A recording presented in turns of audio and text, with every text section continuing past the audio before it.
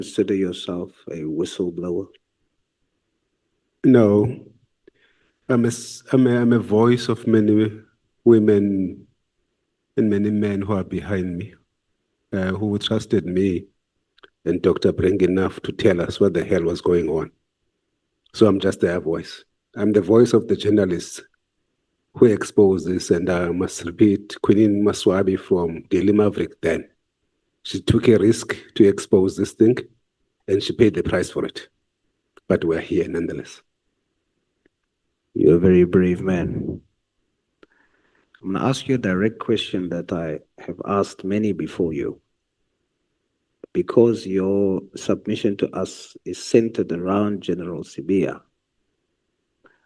Mr. Mlandu, is General Sibiya corrupt?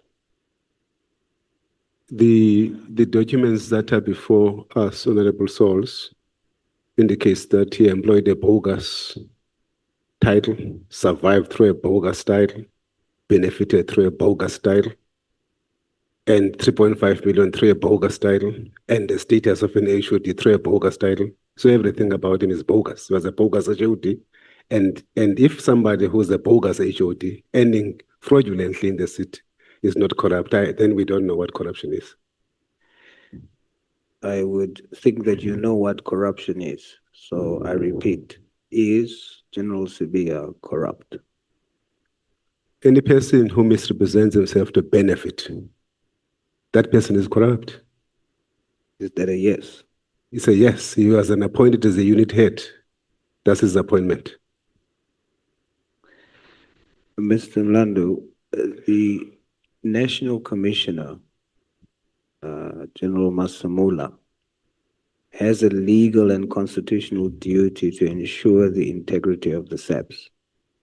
Given that your evidence regarding the spyware crimes and the failed competency assessments has been in the public domain, how is it possible that the National Commissioner proceeded with Mr. Sibiya's appointment? Does this represent a deliberate oversight or a total collapse of the SAPS vetting system, or both? I would think that is the latter. I will say that they did not do a vetting. I accept there are two appointments of General Sibiya, by the way, at SAPS. There's a one that is imposed by the court when it goes back to be a component head. I take no issues with that because the court had made a determination. I do have a serious issue with the second one as a Deputy National Commissioner, because there what was required was for General Masemola to do a vetting. The Council of the City of Johannesburg on the 21st of June 2023 decides that it's going to investigate General Sibiya for fraud, for corruption and maladministration. 9 days later, on the 1st of July, he's promoted to be a Deputy National Commissioner. What that indicates is a national commissioner who did not do proper vetting. And what do you say about that? Well, I'm very careful, Honorable Source, in the language that I use in my statement. I call this a national security breach, a clear national security breach, because it's important that the man who's going to be second in charge of our policing must be beyond reproach. So, General Sibiya, based on your testimony, General Sibiya is corrupt. And based on your testimony, General Masemola is guilty of a clear national security breach. Yes, both him and General Bheki Cele and the former Minister of Cokt. Because the obligation, once I placed these matters before them, they had a duty to act, and that's a constitutional duty. It's confirmed by the Constitutional Court in the Kumalo judgment. It's part of my affidavit. It's paragraph 35 and 36 of that judgment. People who are in positions of authority, once they are notified of an illegality in the administration, the Concord says they've got three obligations. One, they must investigate. Two, they must correct. Three, they must remedy. It is no longer the public protector. It is no longer the Auditor General. It is no longer the SIU. That obligation is shared amongst all public authorities. Mm. That's the first thing. But the second thing is this, is that Section 34 of the Prevention and Combating of Corrupt Activities Act imposes an obligation on all public authorities when we are alerted to evidence and allegations of fraud and corruption, that we must bring them to the attention of law enforcement agencies. The question is, did Minister Ngadimeng, did Minister Cele, did those two ministers comply with their obligations in terms of the Constitution and in terms of the law? I don't know. But what I do know is that a former minister was here ridiculing me. That I do know. As to whether he complied with his obligations, it's clear from the ridicule, from the agenda, from the campaign of ridiculing me, that he did not. And I'm asking this committee, if the former Premier of Free State is charged for contravening Section 34, why is the NPA choosing who to charge and not to charge? Do you have an answer to that question? That's why I'm also accusing in my statement that the NPA is as guilty of committing a national security breach, because what they have done by not charging General Sibiya, they have created a situation where he got elevated and got promoted to be the second in charge in our policing, system. Is your testimony then that the NPA is also corrupt? At this stage, I'm restricting myself to say they've committed a national security breach. Mm-hmm. You would think, if you are a prosecuting authority, you would think that when you get allegations and evidence of this nature, this is graphic, you would think that prosecuting authority would act. Let me place it differently. That prosecuting authority arrested General Kumalo at the airport for sitting on an interview.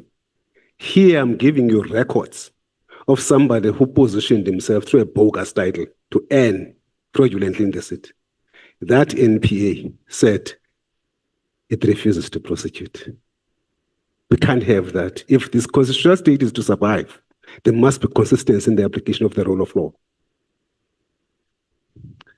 You say that you were threatened by General Sibiya. Yes. In WhatsApps. Can we quickly go through those WhatsApps? What was the specific threats? I must admit, I can't find MM1 in the bundle. I could only find on page 440 a WhatsApp by General Sibiya. Could you point me to the... It's 440 and it's 441. Is that the only ones? There are two. There are two. Yes. The second one is threatening. Yeah, let's read more than the other. Let's read that one. 441. Well, if there's other WhatsApps, you can point me to it. But as I said, it's 441. The index says there are others at MM1 from page 12 and so on, but I can't find that. And then there are two. Then there are 440. It's 440 and 441. All right, I'm there. Let's read what you call a threat to you. I'm saying you have to read them, both of them. The first one comes in, and again, it was not sent to me. Yeah. Whistleblowers bring these things to my attention. He says, this guy is malfunctioning. And the context, before I read the text, what you see underneath that text is the report that I would have given to the minister. He attaches my report to the minister first. Then he writes on top of it that this guy is malfunctioning, is currently shortlisted in 2 positions. I don't know why the city is not able to deal with this boy. Now, you see, you can call Xhosa men boys if you want to, but he knows that he's insulting me. You don't do that. So he's obsessed with me. I can't be obsessed with another man. I've placed evidence before you. It's not obsession, it's documents that he himself has placed before court. Then on the next one, so you can see that what bothers him are my reports to the ministers. Again, on the next one, look at it.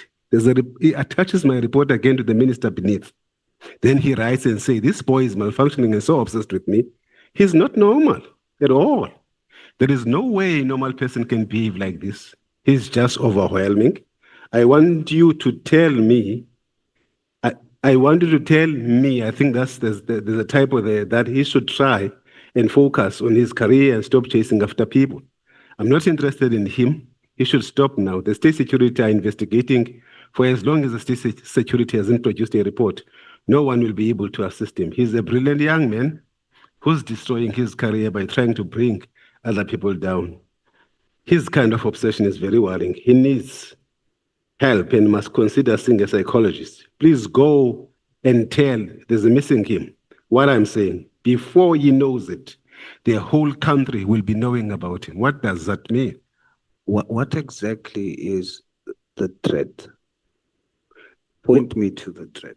Yeah, the reference that And remember, okay, it's how you perceive it. So I'm Yes. not questioning. So what exactly is threatening to you? Yes, the reference that before I know it, the whole country will be knowing about me. Is that the threat? This is, yes, because the person who writes this is not like me and you, is a person who have got state capacity. He's a head, component head of organized crime in our national police at this point in time.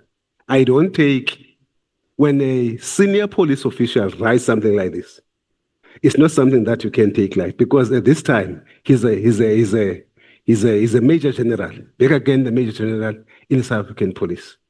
Is there any other WhatsApps that has more serious threats? Not that in your view is not a threat. I take it from you how you perceive it. Is there any other WhatsApps you want to read to us that specifically threatens your life or? No, what he then did, he asked a friend of mine to speak to me. He says, once I meet him, he wants to talk to me, he's not fighting, and on all of that. And I said to him, go and tell Shadrach that if he wants a meeting with me, I know him during the Mashaba time. Let him and Mashaba be the one who's going to facilitate the meeting between me and him. And there was a reason for that. Because when he went to do an undercover operation about me for 3 days in the Eastern Cape, I reported him to him and Mashaba. So I have to, because my time is almost up. My last question, Mr. Mlandu, and I apologize for interjecting. Sure, no problem. But just so that you are able to close on this one. Sure. What do you want to happen to General Sibiya? Yeah, if I were to close, law. If I were to close, Honorable Suppose, we were asking, is there another threat? So when I refused to see him, he told my friend that he's going to fight. He's going to fight me. He's going to fight you? Yes. All right. So your next question, what do I want to see happening to General Sibiya? Is that the question? Yes, sir. No. Given, I mean legally now, not talking about personally. I'm talking about you are testifying he's corrupt. You are testifying he's in the, well, we know that he's in the senior brass of the SEPs, and there has been a breach of national security, and that puts South Africans at risk. What, according to the law, based on what you know and what you can prove, must happen to General Sibiya? Your question is poised, but misdirected, because I don't need to do anything. I must look at what happened to General Khumalo. I must look at what happened to Daniel Mtimkulu. I must look at what happened to Ivan Pillay. If those people were charged for similar crimes, I expect the state authorities to do exactly what they have done to others. Yes, I was not saying you should do something, Mr. Mlandu. I was trying to understand, what do you want our system to do for you, who has been working so hard to deal with this since 2019? You must now have an expectation to say the system thus far has clearly not assisted you.